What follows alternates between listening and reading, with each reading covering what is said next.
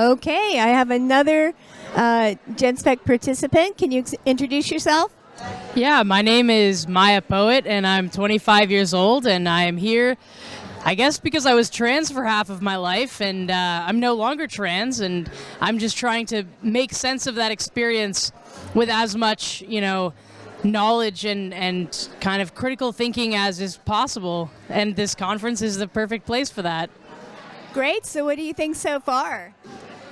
The lectures have been really enlightening. I mean, I like to consider myself, pretty well read and well researched in this area, in the area of gender and gender ideology. And yet still, like, whenever I come to these conferences, I just find myself, discovering even more sides to this entire cultural moment that we find ourselves in as Western civilization. Great. And any highlights for you so far?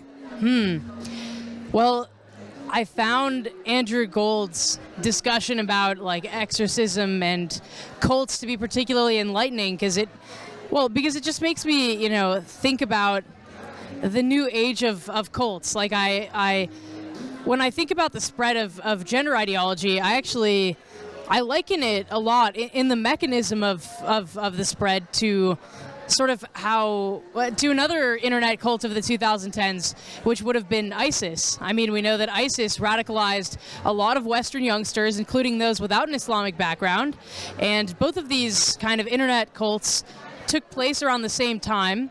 They are inherently international phenomena, and if you think about it, both in the case study of ISIS and in the case study of trans indoctrination, you have the cohorts of kids that you would expect to get wrapped up in it, and also an entirely new emerging cohort that you would have never expected to get wrapped up in it. So and this is some research that I've been doing on my own. So I found Andrew Gould's discussion of the exorcist cults in Argentina to be particularly enlightening because they attest to the ways in which teenagers, especially teenage girls, have a certain aptitude of